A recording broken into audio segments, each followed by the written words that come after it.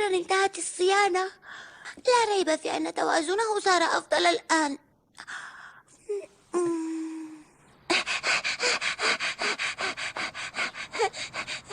أرجو أن تكون لبنى قد انتهت من الحصان المجنح.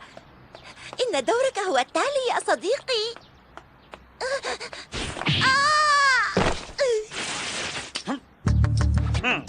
إلى أين تسرع أيها الولد؟ ما بك؟ هيا أعد إلي قوس اللهب.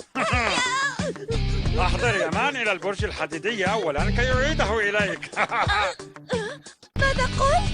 وإذا لم تحضره إلى هناك فلا تفكر في استعادة بلبلك ثانية. انتظر، أعد إلي قوس اللهب. قوس اللهب. ماذا؟ سرقوه منك؟ لقد باتوا مصدر إزعاج حقيقي. ما الذي سأفعله الآن؟ الهرب والاختباء ليسا من شيمي. قل لي، أين يقع البرج الحديدي؟ يمان، اتبعني. مهلا. العمل على توازن الحصان المجنح لم يكتمل، وإذا ما لعبت به فإنه... لنؤجل ذلك الآن، فلا خيار أمامي. هيا بنا الآن. انتظرا.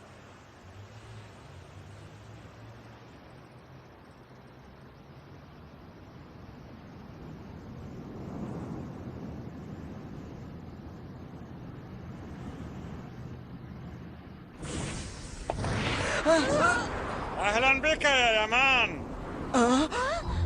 ها قد جئت. أعد إلي قوس اللهب في الحال. سأعيده إليك بشرط أن يفوز يمان على الزعيم كمال. وأنا أيضا لدي شرط، لا أريدها مباراة ضعيفة كالمباراة السابقة. هذا مؤكد.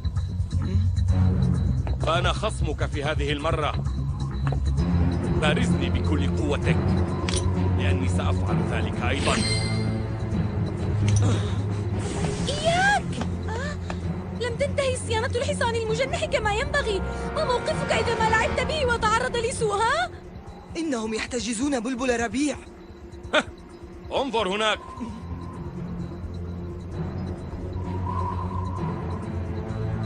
إما أن توافق على اللعب وإما أن ألقي به من هنا. لا تفعل!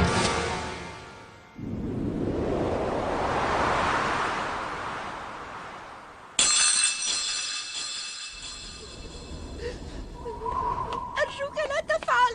عدوا إلي. حسناً، قرر. أيها الحصان المجنح، ابذل جهدك في هذه المعركة. فكر ثانية. أنا أهتم بأمر الحصان المجنح، ولكني أهتم أيضاً بأمر قوس اللهب يا لبنى، ولهذا لن أرفض التحدي وسألعب بكل قوتي. إنني متحمس للمعركة أكثر من أي وقت مضى. وأنا أيضاً أغلي من الحماسة، ولا سيما أمام لاعب مثلك. لنجعل الحلبة تلتهب. فعلت ما علي. إنه خيارك أولاً وأخيراً.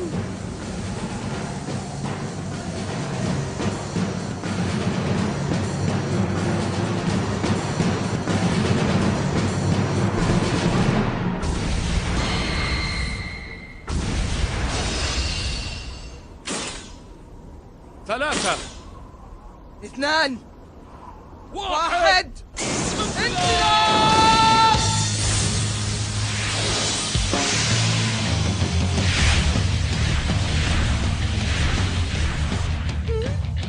الليث الضاري يقف ساكناً. لما لا يهاجم؟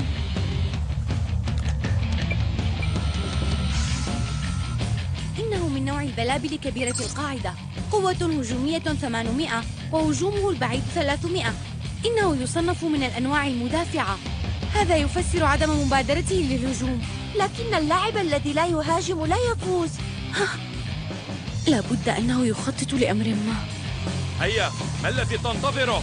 تعال إلي. لم يحن الوقت المناسب بعد. الآن! هيا انقض عليه!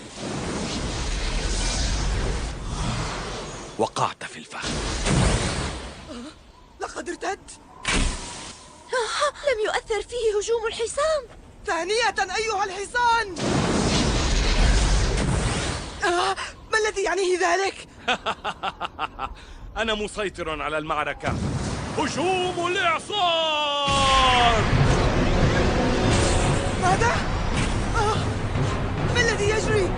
كيف يعقل هذا؟ إنه يلعب به كريشة في قلب عاصفة. ألأنه لم ينتهي من الصيانة؟ الرياح هي السبب. ماذا؟ انظر هنا. فهمت. إذا فالليث الطاري يستفيد من الرياح التي تهب على سطح هذا البرج. يعتمد الليث على استخدام الرياح في صنع جدار غير مرئي. إذا لم يعطي يامان حق اختيار المكان. لقد خططوا للأمر منذ البداية. جبناء. أيها المخادع. يا لك من ساذج. يستند الفوز إلى مجموعة من العناصر الأساسية: مهارة اللاعب وقدرات البلبل واختبار المكان المناسب للعب. أما النزال لأجل صديق أو للاستمتاع فلا يعدو هذا أن يكون هراء أو سمه ما شئت. هذا ليس صحيحاً. ليكن. أما بعد أن أجرينا معا هذه المحادثة فقد حان وقت هجمة الليث السرية. هجوم الليث الكاسر. لا، الإعصار. إنه يسحبه.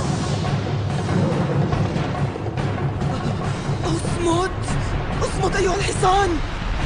إذا بادرت بالهجوم فسيطير الحصان إلى خارج الحلبة، وإن لم أفعل فسيبقى يسحبني ثم يهاجمني. ما العمل؟ ما العمل؟ لا فائدة من التفكير، لا فائدة.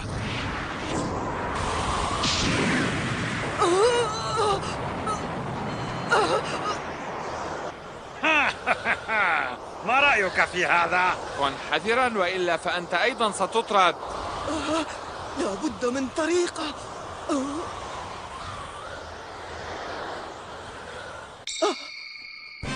ليس لدينا مزيد من الوقت لنضيعه. النصر لي. لا، ليس بعد. ماذا؟ بالعادة لا تنتهي المباراة حتى يتوقف واحد من البلبلين. إذا تريدني أن أحطم بلبلك؟ حسنا، سألبي رغبتك. هيا أيها الليث الطاري.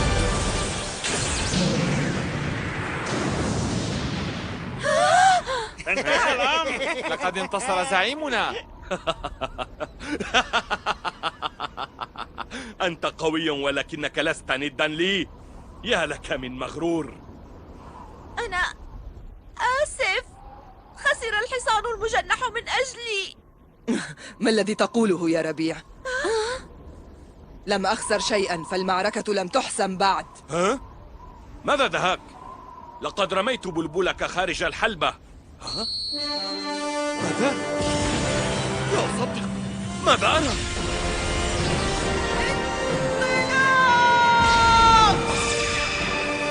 هيا أيها الحصان المجنح!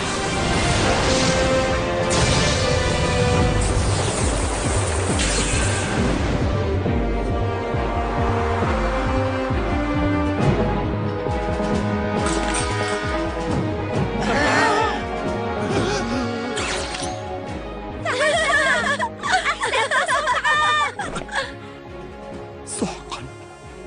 كيف؟ كيف؟ حسبت أن خطتي كانت كاملة. لماذا؟ لماذا؟ لقد فهمت. أهذا ما فكرت فيه أيها الولد المغرور لكي... مهما كان الإعصار قوياً يبقى مركزه ضعيفاً. تلك هي النظرية. هكذا إذن. لقد فهمت. طار معتمدا على الرياح التي ولدها الليث، ثم عاد ليهاجم في المركز من جديد. أحسنت صنعا يا يامان. مستحيل، هذا محال. لا أصدق أن الزعيم قد هزم.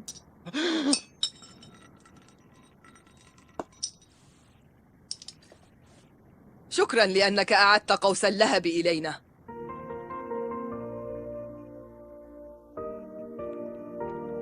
كان ذلك رائعا ومفاجئا.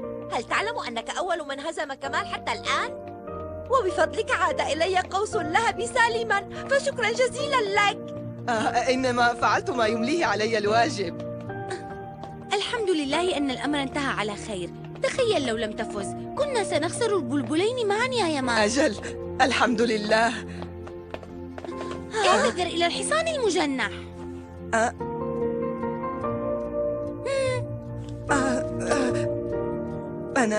أنا آسف. انتهينا.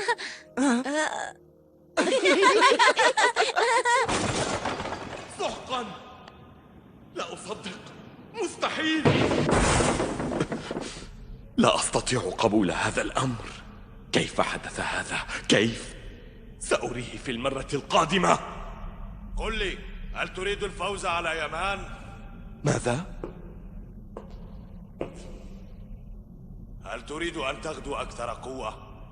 من أنت أيها المتطفل؟ ليس مهما، المهم ماذا أستطيع أن أفعل. ماذا تقول؟